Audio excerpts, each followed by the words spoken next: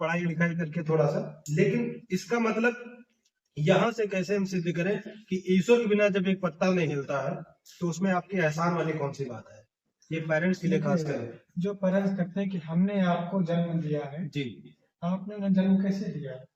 वही चीज मैं जानना वो चाहता तो देखिए कि आपका जन्म कैसे हुआ है। दो शारीरिक घर्षण की वजह से एक का जन्म हो गया, तीसरे का देखिए आपको इतना समझना पड़ेगा। ठीक है ना जी, वो कहते हैं कि हमने आपको जन्म दिया है। जी क्या क्या उनका जो मृत्यु है इसका अर्थ क्या हुआ? वो क्या करेंगे डायरेक्टली कि आपका जो जन्म है मृत्यु है वो हमारे बस में है, जब चाहेंगे तब हम करेंगे। वही मैं है ना? उसी पे जी तो वो क्या कहते हैं डायरेक्टली कि आपकी जो मृत्यु है वो हमारे नियंत्रण में है।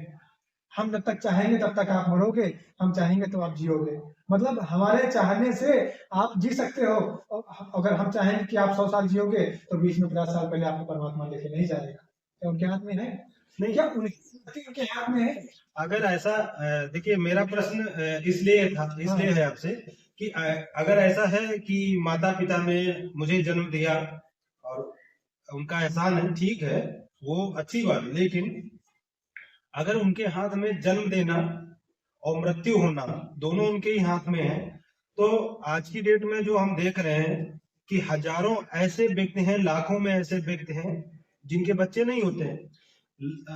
आए दिन पे किसी ना किसी के चौखट पे सर रखे दुआ मांगते कि एक बच्चा चाहिए।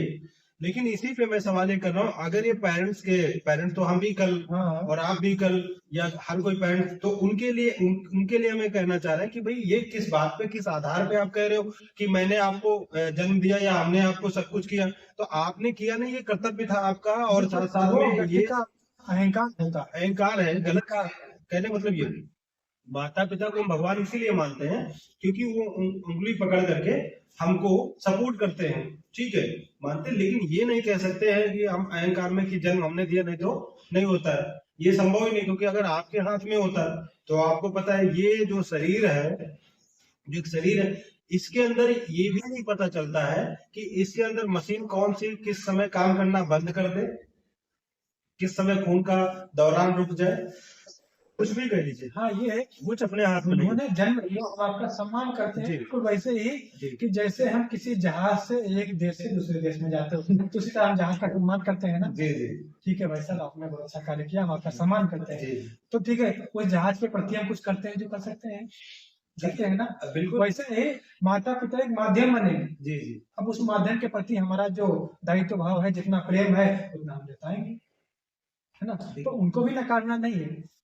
देखिए वो कह रहे हैं, बुरा नहीं कह रहे कि हमने आपको जन्म दिया, अधिकार हमारा होना चाहिए, सही है, अच्छी बात, अधिकार होना चाहिए, पर आंखें मूंद के जो घर की जो लड़ाइयां चल रही हैं वो इसी बात पे चल रही है कि माता पिता कह रहे हैं बच्चे से कि आप नौकरी करिए, बच्चा कह रहा है मुझे नौकरी पसंद नहीं है, मैं बिजनेस करूंगा, सपोज डेट, या माँ बाप कह रहे हैं कि बिजनेस करिए और बच्चा कह रहा है मैं नौकरी करूंगा।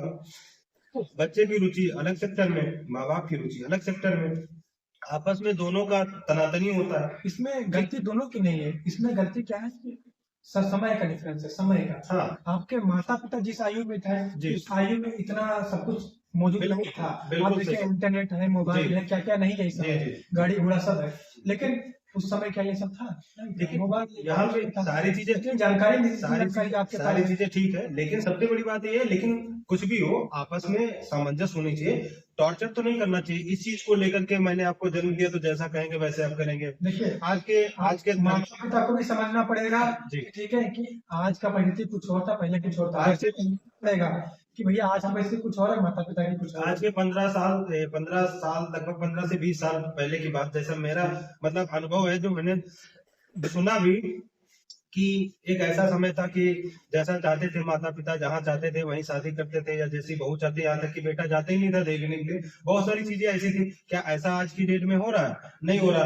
और यहाँ तक कि ऐसा हो भी नहीं रहा है। और दूसरी सबसे बड़ी बात जो दिक्कत है कि कह लीजिए कि कल की डेट में जाते नहीं थे, आज की डेट में तो कह लीजिए कि बात वही हो गई कि बेटा बाद में देखेगा, पेरेंट्स पहले देखेंगे।